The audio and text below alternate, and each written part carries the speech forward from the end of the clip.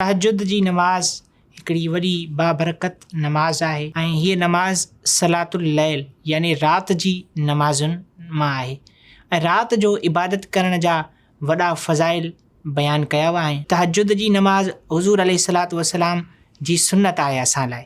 पाण करीम सल्लल्लाहु अलैहि वसल्लम जन ते तहजुद फ़र्ज़ हुयो। राति जी इबादतुनि जे हवाले सां पाण करीम सल्लल्लाहु अलैहि वसल्लम जन जा मां अव्हां जे आॾो फ़रमान पेश कयां थो। बेशक राति में हिकु अहिड़ी घड़ी आहे जंहिंमें मुसलमान अल्लाह तबारक व तआला खां दुनिया या आख़िरत जी का बि भलाई घुरंदो आहे त अल्लाह तबारक व तआला उनखे ज़रूरु अता फ़रमाईंदो आहे ऐं हीअ घड़ी हर राति में हूंदी आहे। हुज़ूर अकरम सल्लल्लाहु अलैहि वसल्लम जन जो फ़रमाने आलीशान आहे। पाण फ़रमायूं रमज़ान खां पोइ सभ खां अफ़ज़ल रोज़ा मुहर्रम महीने जा आहिनि ऐं फ़र्ज़ नमाज़ खां पोइ सभ खां अफ़ज़ल नमाज़ राति में पढ़ी वेंदड़ नमाज़ आहे।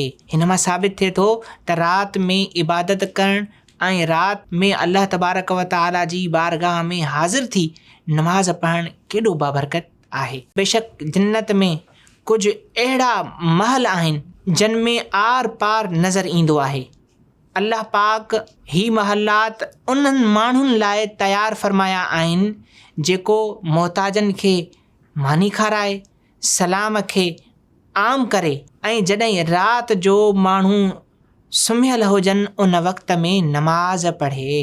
अहिड़े तरीक़े सां हिकिड़ी ॿी रिवायत में आहे पाण करीम सल्लल्लाहु अलैहि वसल्लम जन फ़रमायो जेको शख़्स राति में उथे ऐं पंहिंजे घर वारनि खे बि उथारे ऐं पोइ 2 रकातूं पढ़े उहो कसरत सां यादि करणु ज़िक्र करण वारनि मां लिखियो वेंबो। राति जो इबादत करणु ऐं तहजुद बि राति जी नमाज़ आहे।